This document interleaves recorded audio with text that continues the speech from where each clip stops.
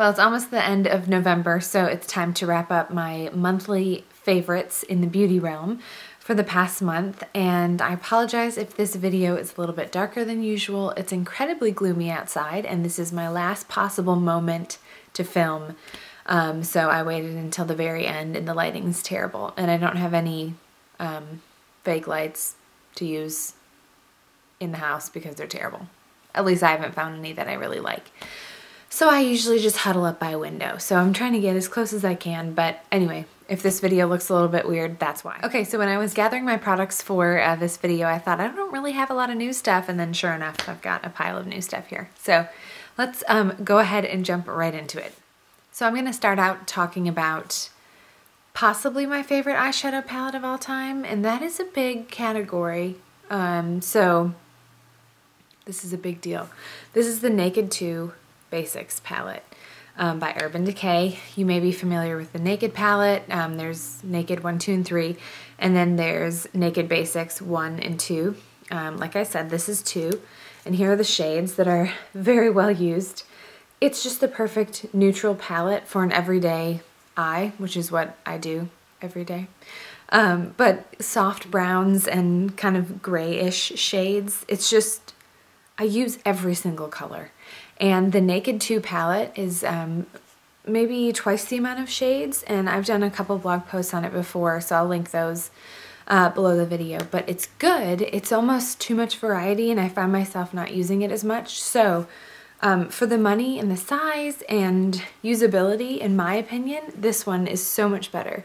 So I have used this every single day in November, and I have a feeling I'm going to use it up until I hit pan on all of the shades, and then I'll have to replace it. So Naked 2 Basics palette, especially as we're coming up on the holidays, this is worth asking for if you've been on the fence. I'm confident many of you will use it as much as I do and love it as much as I do. Another daily favorite is the Cynthia Rowley eyeliner in black, and this came from Birchbox.com. I've talked about this liner before. It is amazing, and I knew they were going to discontinue it. Now, it's not technically discontinued. You can buy it in a duo with either a gold one or it's like sky blue and black come together. I have absolutely no use for a sky blue eyeliner, but I love this black one. It is just the best. It goes on like a dream. It doesn't smudge at all. It's probably closest related to the MAC Pro Longwear black eyeliner that I also loved, so that would maybe be the closest dupe. But for some reason I like this one better. Probably because, I don't know why I liked it better, but sure enough, you can't buy just the black one unless I'm an idiot and I just can't find it online. But, so, I talked about the Benefit push-up liner last month, and I said, I really like it. I don't know if I'm going to continue to like it. I do still really like it, and it gives you a really beautiful line of eyeliner, but it's not the kind of thing that you can just sort of do without thinking like you can with this pencil liner. The Benefit push-up liner is like, okay, we're doing eyeliner now, whereas this Cynthia Rowley one is like, all right, I'm doing my eyeliner. Like, I don't really need to think about it. So that's what I love about it. So I'm on the hunt for one closest. I found a Marc Jacobs liner that's very highly reviewed and supposed to be great, so I'm hoping to give that a shot soon. I don't know what the longevity is going to be like, and my issue tends to be that my eyeliner smudges a little bit when I curl my lashes, because I do that after I've applied my liner. It doesn't smudge with this, so I know an eyeliner exists that won't smudge either. I just need to find it. So I will report back as I'm finding things. Gravy maybe sees an animal of some kind outside, so you might see him fly in the background here. Anyway, so definitely a favorite. Super bummed I can't buy just the black one on Birchbox.com. While we're talking about eye stuff, the Tarte's Best in Faux Lash Fibers, I've talked about these before, maybe in the summertime I think, when I got to try them for the first time. They're just so great, and a lot of people talk about how fantastic their hair gets and nails get during pregnancy, and if you weren't aware, I'm 28 weeks pregnant right now. You can probably tell from my breathing because I'm short of breath quite often. And that does not happen to me. My eyelashes get more pathetic, and my nails get really weak and fragile, and I keep them polished on the regular, so they could probably use like 3 weeks off and just covered in oil. But anyway, so I've been using these Best in Faux lash fibers for a long time, and they're just really great. So you've probably heard of the unique Moonstruck 3D lash fiber. I don't know the proper name, but I'm pitched quite often to review it. I have actually used them before and I did not like them at all. So it's just a personal preference thing, but I don't know what it was. I felt like they made my lashes super spidery, and the Best in Faux lashes are maybe a little bit softer and perhaps shorter. So you have to work with them a little bit, but they'll add the nicest amount of bulk to your lashes without them looking like ridiculous. So I know I've mentioned these before. This is another repeat, but worth mentioning because they're great. Another lash product I want to talk about is the MAC Zoom Fast Black Lash Mascara. You can see this is a little tester tube. This is not the full size. I got this in a order from Nordstrom, the beauty department, and they give you free samples as well as like Sephora, and I think Ulta gives you free samples as well when you order online. Anyway, so I almost always neglect these because I'm like, mascara, like I've got my favorite, meh. Did you like that mascara? That's how I feel about it. Anyway, I opened up the tube and I was like, hey, the brush looks pretty good because, you know, sometimes the brushes get crazy, and I thought I'll give it a shot, whatever. I really like it. It's, I can see maybe why people would hate it because it's rather clumpy, but you have to really work with it. But what I like about it is to use it as like the final coat of mascara to give my lashes like maximum impact and thickness. It doesn't necessarily add a ton of length, but it works really nicely with the lash fibers because it's quite wet. And so I find that using fibers, you want a really wet mascara to get them all in place and not something that's not a mascara that's maybe more dry and waxier. And so this is a great pairing together. So I've been using this. There's actually a decent amount of mascara in here for it being a little tester size. So I'm going to use this until it can't be used anymore, and then I might buy it. I did a post recently on value sets in the beauty department, like the holiday gift sets that you can buy that are like a multitude of beauty products all in sample sizes. And anyway, so you can refer to that if you want to see sort of my thoughts on those. But I have bought a couple. My first one that I did not anticipate buying at all, but as soon as I walked past it, I was like, well, here's actually what happened. I was in Nordstrom looking for, what did I have? I had a return. And I saw this beautiful, which one was it? I saw this beautiful lip gloss sitting in the MAC area. And I picked it up and was like, geez, that's really pretty. And I saw it was $35. I was like, $35 for lip gloss? Like, what does it do, you know? And then I realized it was a kit for $35 of 4 lip glosses. And I really liked these 3 a lot. Can I hold it? I really thought these 3 were beautiful, and I was like, I'll get just a pile of wear out of all 3 of these. This one, maybe not so much, maybe. Maybe for like a Christmas date with my husband or something, but I'm not really one for glitter, nor really the color red, but it's also got that terrible applicator that's like a brush. I hate those. I like the, whatever these are, applicators.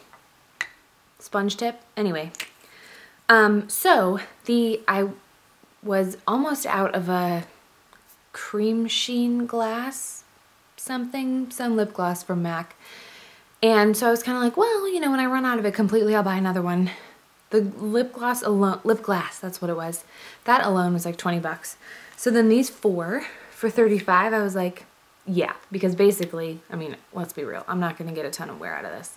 But 3 for 35, I'll take it. All colors that I really love, yes. So this was the first gift set I bought, and I love it.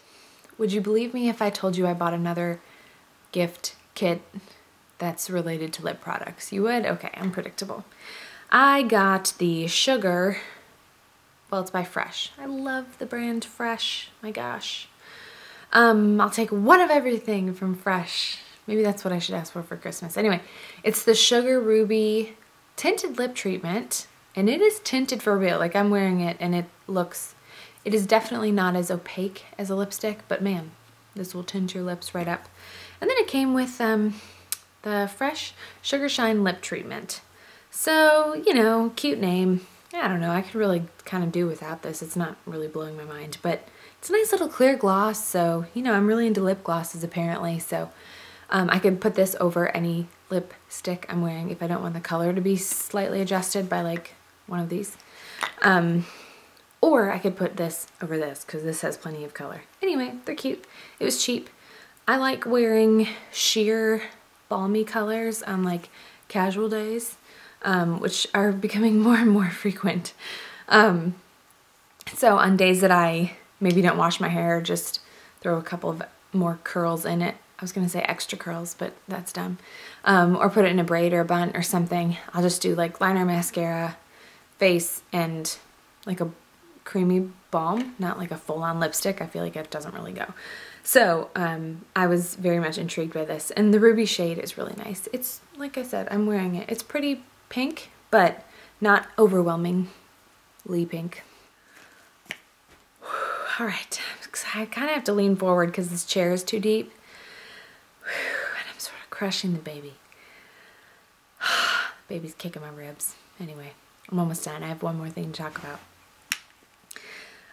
Soap and Glory is a brand that I hear a lot of from my girl, Essie Button. She's not really my girl. She doesn't know who I am. But she's a beauty vlogger, and she's on YouTube and all that jank. She's actually getting really popular, so that's cool to see. Anyway, she always talks about Soap and Glory products. And I never see them around. I don't know where they're sold, but it's a brand I know of, but I just never see their stuff anywhere. Anyway, when I was at Sephora, I saw this little gift set of hand creams. I don't know why I get so excited to bring it into the frame. Anyway, it's called Hand Food, which is weird, and they all smell really good. I was really tempted to get like the Caudalie, or I'm gonna say this word wrong, so I'm just gonna put it right up here on the screen. No, I'm not trying. I don't know enough about the brand to really bother pronouncing it. Anyway, I was gonna get one of those hand cream sets because it's like fancy, and then I was like, no, forget that. I'm getting the Hand Food because they smell good, and oh, they're so hydrating. They're really good. My hands are dry as crap. I say that every winter, and it's just probably gonna be my shtick. I'm probably gonna talk about it every winter, but I got a manicure and I got kindly reprimanded from my manicurist that my hands were way too dry and I had to do something about it. We were laughing about it. But I've told you before, I get these deep like flesh wounds from where my skin splits because it's so stinking dry. Anyway, there's the rose scent, the Frutigo, I feel a sneeze coming on, or the Sugar Crush, and they all smell really good. And they're, you know, cute pink packages, and this is more significant of a hand cream than like something you'll get size-wise in the trial or travel size area, which is what I've been throwing in my purse. So since I use it so regularly, it was worth investing in like a slightly bigger tube. So another promo kit, fairly certain it was $15. I'll include links to all this junk below the video in case I'm a little bit off on those prices, but I'm like 99.9% sure it was 15 bucks. So cute. If you need, you know, like stocking stuffer ideas, keep one for yourself and give the other two away. Okay, so those were my favorites for the month of November. So a fair amount of holiday kit things, and some all-time favorites that are definitely worth looking into if you are into makeup and beauty products. I will make every effort to get another beauty favorites video up at the end of December, and then probably again at the end of January, and then my baby is coming February 12th. Hello. So I don't know what the rest of my life looks like, but so you can plan on, I would say count on 2 more beauty favorites videos from me, and then we're just gonna have to roll with it and see how things go. If you want to see any others, you can check them out on my YouTube channel or find them on my blog. Thanks for watching.